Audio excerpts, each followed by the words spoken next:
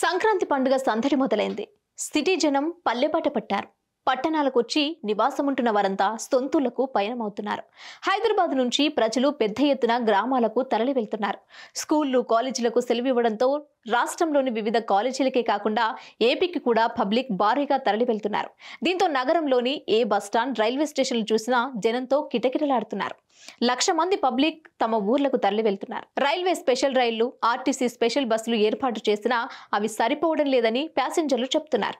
అయితే రద్దీకి అనుగుణంగా బస్సులు నడుపుతున్నామని అధికారులు చెప్తున్నారు.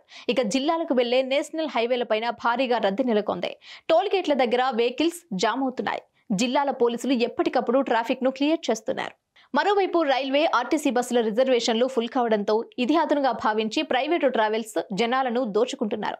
సాధారణ రోజుల కంటే డబుల్, ట్రిపుల్ ఛార్జీలు వేస్తున్నారని ప్యాసింజర్లు చెప్తున్నారు. రూల్స్ కు విరుద్ధంగా అనుమతి లేకుండా నడుపుతున్న ప్రైవేటు ట్రావెల్స్ ను ఆర్టీఏ అధికారులు తనిఖీలు చేస్తూ సీజ్ చేస్తున్నారు.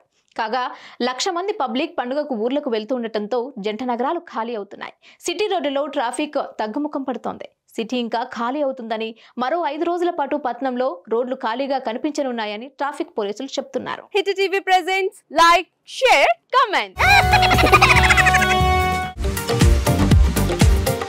టీవీ వాళ్ళకు కూడా నేను ఒక సర్ప్రైజ్ ఇద్దాం అనుకుంటున్నాను. మీరు మాత్రమే జెస్సీ ఎందుకు అయ్యారు? ఇలాంటి అమ్మాయిలకి పిలవడానికి బాగుంటుంది. చందు సాయికి like you and have a జనాలకి ఒక పేరు నచ్చిందంటే దీనికి ఒక ప్రాసెస్ ఉంటుంది. ఎందుకు ప్రాసెస్? డైరెక్ట్‌గా వెళ్ళిపోదాం. ఏదైనా ఒకటి మర్చిపోయినావా నువ్వు? మర్చిపోయినా మేడం. ఏం మర్చిపోయావు? నా గుండె. ఏదో ఆ టైంకి మన సుడి బాగుంటే ఎవరన్నా చూపింటే రాయగలం కానీ డోర్ టు డోర్ సేల్స్ చేసేవాళ్ళు. శారీ వస్తుంది, శారీలో వెనకాల కట్టుకుని